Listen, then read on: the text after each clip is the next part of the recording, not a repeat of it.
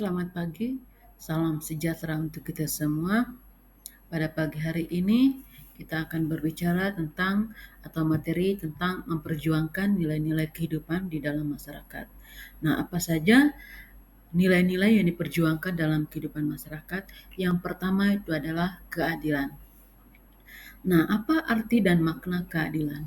Keadilan berarti memberikan kepada setiap orang apa yang menjadi haknya. Misalnya, hak untuk hidup yang wajar, hak untuk memilih agama atau kepercayaan, hak untuk mendapat pendidikan, hak untuk bekerja, hak untuk memiliki sesuatu, dan hak untuk mengeluarkan pendapat. Itu adalah jenis-jenis hak pada setiap orang. Lalu, keadilan itu menunjuk pada satu keadaan, tuntutan, dan keutamaan. Nah, keadilan sebagai keadaan itu menyatakan bahwa semua pihak memperoleh apa yang menjadi hak mereka dan diperlakukan sama. Misalnya di negara atau lembaga tertentu ada keadilan. Semua orang diperlakukan secara adil, tidak pandang suku, agama, ras, atau aliran tertentu. Yang kedua adalah keadilan sebagai tuntutan. Keadilan sebagai tuntutan menuntut agar keadaan adil itu diciptakan baik dengan mengambil tindakan yang diperlukan maupun dengan menjauhkan diri dari tindakan yang tidak adil. Yang ketiga itu adalah keadilan sebagai keutamaan. Nah, keadilan sebagai sebuah keutamaan itu di mana sikap dan tekad kita untuk melakukan apa yang adil. Dan ada 3 jenis keadilan. Yang pertama itu adalah keadilan komutatif, yang kedua adalah keadilan distributif, dan yang ketiga adalah keadilan legal. Nah, kita lihat seperti apa dari 3 jenis keadilan tersebut. Keadilan komutatif artinya itu menuntut kesamaan dalam pertukaran. Misalnya, mengembalikan pinjaman atau jual beli yang berlaku pantas. Tidak ada yang rugi. Yang kedua, itu adalah keadilan distributif, menuntut kesamaan dalam membagikan apa yang menguntungkan, dan dalam menuntut pengorbanan. Misalnya, kekayaan alam dinikmati secara adil dan pengorbanan untuk pembangunan dipikul bersama-sama dengan adil. Yang ketiga itu adalah keadilan legal, di mana kesamaan hak dan kewajiban terhadap negara sesuai dengan undang-undang yang berlaku. Itu ada 3 jenis keadilan. Nah, perwujudan dari ketiga keadilan tersebut itu sangat bergantung pada pribadi-pribadi yang bersangkutan. Entah mereka mau bersikap adil atau tidak, tetapi hal itu juga tergantung pada struktur sosial, politik, ekonomi, dan budaya. Keadilan yang bergantung pada pribadi-pribadi dapat diberi contoh, misalnya upah yang tergantung pada sang majikan untuk para karyawan atau buruh. Ini disebut keadilan individual.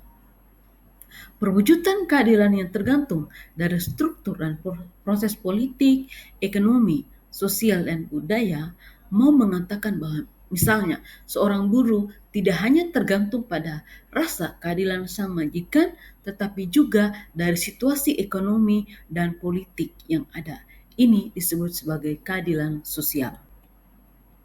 Nah, tetapi yang terjadi di dalam masyarakat kita ada bentuk-bentuk ketidakadilan.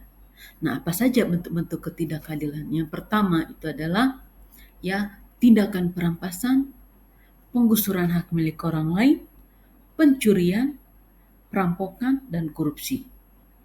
Tindakan pemerasan dan rekayasa, tindakan atau keengganan membayar utang, termasuk kredit macet yang berbuntut merugikan rakyat kecil. Itu adalah bentuk-bentuk ketidakadilan dalam masyarakat. Dan ternyata, apa sih sebenarnya akar masalah ketidakadilan ini? Nah, akar masalah ketidakadilan ini itu disebabkan karena kemiskinan dan kesengsaraan yang terjadi. Lebih banyak disebabkan oleh sistem dan struktur sosial politik, ekonomi, dan budaya yang tidak adil. Dan yang kedua, akar masalah ketidakadilan itu adalah moral dan akhlak seseorang yang tidak baik.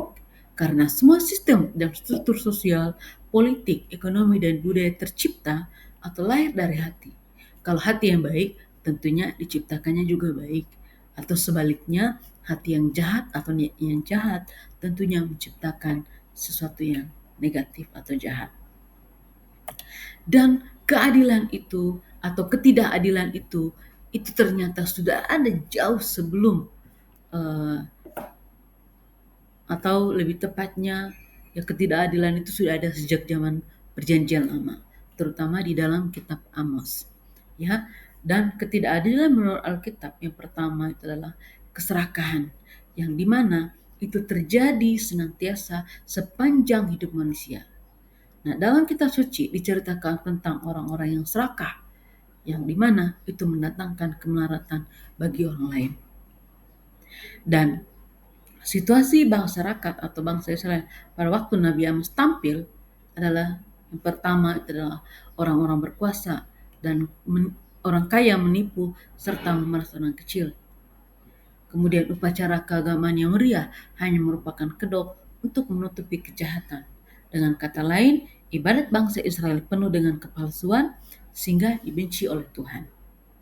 Nah, Nabi Amos ini disebut sebagai penyambung lidah Allah, ya, selain mengecam perilaku orang Israel yang tidak berkenan kepada Allah, juga menunjukkan jalan keluar yang harus ditempuh untuk menghindari hukuman Allah, yaitu pertobatan yang mendasar. Pada akhir masa baktinya, Nabi Amos menyampaikan janji keselamatan dari Allah bagi sisa-sisa bangsa Israel. Nah, itu tadi bentuk ketidakadilan yang terjadi dalam Alkitab. Bagaimana supaya keadilan itu tercipta? Dan berikut adalah upaya-upaya memperjuangkan keadilan.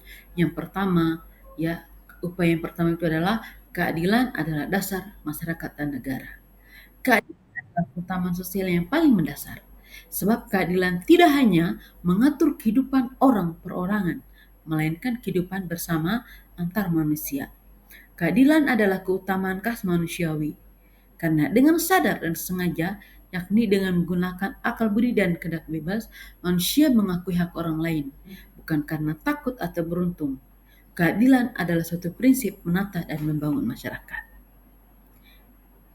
Jadi itu adalah upaya dalam memperjuangkan keadilan yang pertama. Yang kedua itu adalah pola pendekatan yang menegakkan keadilan. Pola yang dapat digunakan untuk menegakkan keadilan adalah pola kooperatif. Langkah-langkah yang harus diambil yang pertama, orang perlu mempelajari dengan baik masalah hak-hak dasar manusia, sehingga orang itu dapat menentukan mana yang perlu dilindungi dan mana yang perlu ditegaskan. Yang kedua, keadilan hanya dapat diperjuangkan dengan memberdayakan mereka yang menjadi korban ketidakadilan. Yang ketiga, cara bertindak yang tepat, yaitu dengan memberikan satu kesaksian hidup melalui keterlibatan kita untuk mencapai satu keadilan dalam diri kita sendiri terlebih dahulu.